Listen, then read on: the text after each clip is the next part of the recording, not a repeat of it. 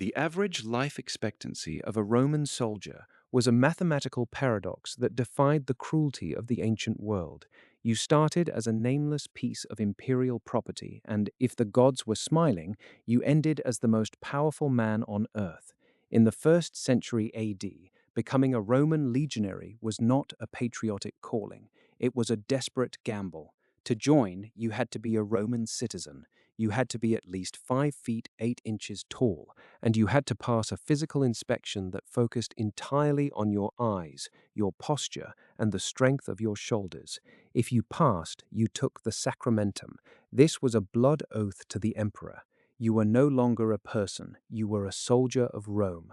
Your training began with the march. You walked 20 miles in 5 hours, carrying 60 pounds of gear.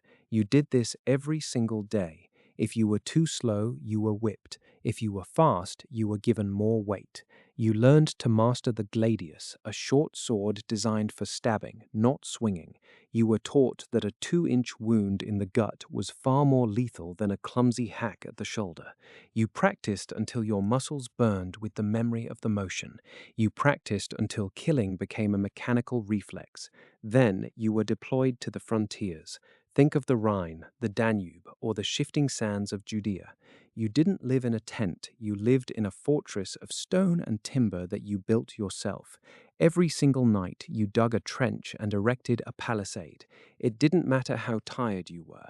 It didn't matter if the enemy was miles away. Security was the Roman obsession. Your diet was wheat, sour wine, and salted pork. It wasn't gourmet, but it was consistent. That consistency was the secret to the Roman war machine. When the Germanic tribes charged, they brought chaos. The Romans brought order. When you stood in the formation, you weren't a hero. You were a brick in a wall. You locked your shield with the man to your left. You pushed as one unit. You didn't break. You didn't run. You stood your ground until the enemy broke themselves against your iron discipline. But the real challenge wasn't the war. It was the survival of the bureaucratic machine. If you survived 25 years of service, you received your discharge. You were given a plot of land or a massive lump sum of money. You were granted full citizenship and the right to marry. You were a veteran. You were a member of an elite class that dictated the politics of the empire. However, a few men climbed higher. Take Marcus Ulpius Trajanus. He started in the ranks, just like any other recruit. He served in the brutal provinces of Spain and Syria. He knew the mud, the boredom, and the stench of the camp. He spent decades rising through the grades of the centurionate. Because he understood the soldiers trusted him. Because the soldiers trusted him, he held the keys to the throne. In 98 AD, Trajan became emperor. He was the first to rise from the mud of the frontier to the heights of the Palatine Hill. Under his command, the Roman Empire reached its greatest territorial extent. He proved that the path from recruit to ruler was not just possible, it was the ultimate realization of the Roman ideal. But consider the cost of that impossible life. For every Trajan, there were 10,000 men buried in unmarked graves from Britain to the Euphrates. Their names were erased by time. Their armor was melted down. Their weapons were looted. They lived and died for a vision of a world that they would never actually get to see.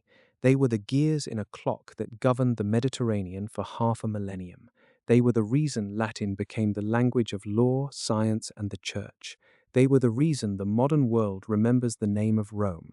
We often view history through the eyes of the victors. We study the kings, the senators, and the poets. But the Roman Empire was not built by the men in the togas. It was built by the men in the Lorica Segmentata. It was built by the recruits who died in the mud so that the idea of Rome could live. Their lives were brutal, short, and violent, yet they built a structure so resilient that it took centuries to dismantle. They lived for the emperor, they fought for the coin, and they died for the empire.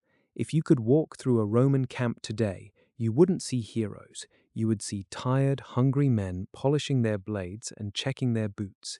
You would see human beings doing the impossible, day after day, just to survive another year in the service of an idea. So, what is the legacy of the Roman soldier? Is it the maps he drew with his blood? Or is it the terrifying realization that any society, no matter how vast or sophisticated, eventually rests on the shoulders of people we will never know?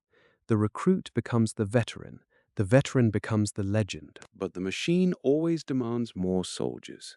History is not just a collection of great deeds, it is a pile of stories written in the dirt by people who were told they were disposable, even as they proved they were the only things that mattered. The impossible life of a Roman soldier wasn't a choice, it was a fate, and in that fate we see the blueprint for every civilization that has ever dared to call itself eternal. The question isn't whether they were successful, the question is, what are we willing to build, and who are we willing to sacrifice to make it last?